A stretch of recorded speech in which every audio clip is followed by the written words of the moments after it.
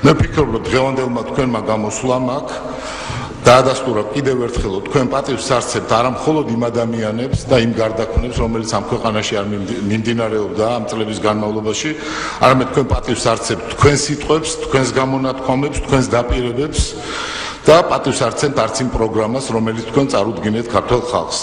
მინდა მართლა ყველას გასაგონად კითხოთ თქვენ. ერთ დღეში რამდენჯერმე იცვლება თქვენი პოზიცია, აღარ მაქვს საუბარი. შეგიძლიათ და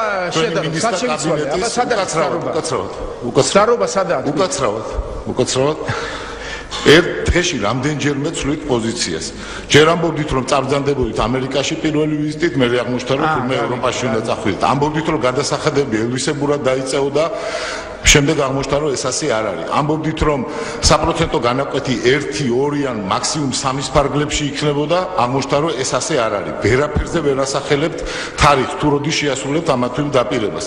ამბობდით, რომ ხიდს დაანგრევდით, ახლა აღარ ვიცი თქვენი პოზიცია ამ ხიდის დაანგრევასთან დაკავშირებით. ამბობდით, რომ უკაცრავად ვერ ითმეთ, პრეზიდენტი უნდა გადამდგარიყო, შემდეგ ამბობდით.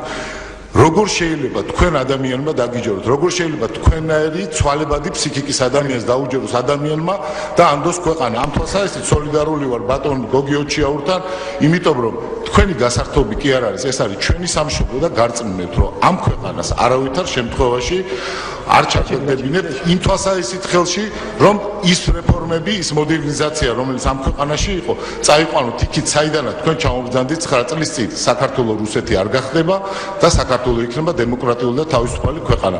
გქონდეთ იმედი, რომ ქართული პატრიოტული ელიტა არ ნახულ მართლა შეკავშირებას მოახდეს ერთმანეთთან იმისათვის, რომ თქვენი აი ამ ტიპის გეგმები არ განახორციელებინოთ. დიდი მადლობა. გასაგებია, რომ მე კიდევ ერთხელ შეგახსენებთ, თქვენ პირადად შეგახსენებთ, რომ ის, რასაც თქვენ იდეოლოგიას ეძახდით და მე დემაგოგიათ მოიხსენია და დღესაც გამიმეორებ, მე თქვენ პირობას გაძლევთ, რომ თქვენს დემაგოგიას გასავალი აღარ ექნება მომავალში. თქვენ დაკარგავთ გასაღების ბაზარს თქვენი დემაგოგიის, თუ არ შეიცვლით პოზიციას და არ შეიცვლით პლატფორმას, რის სურვილიც მე გამაჩნია.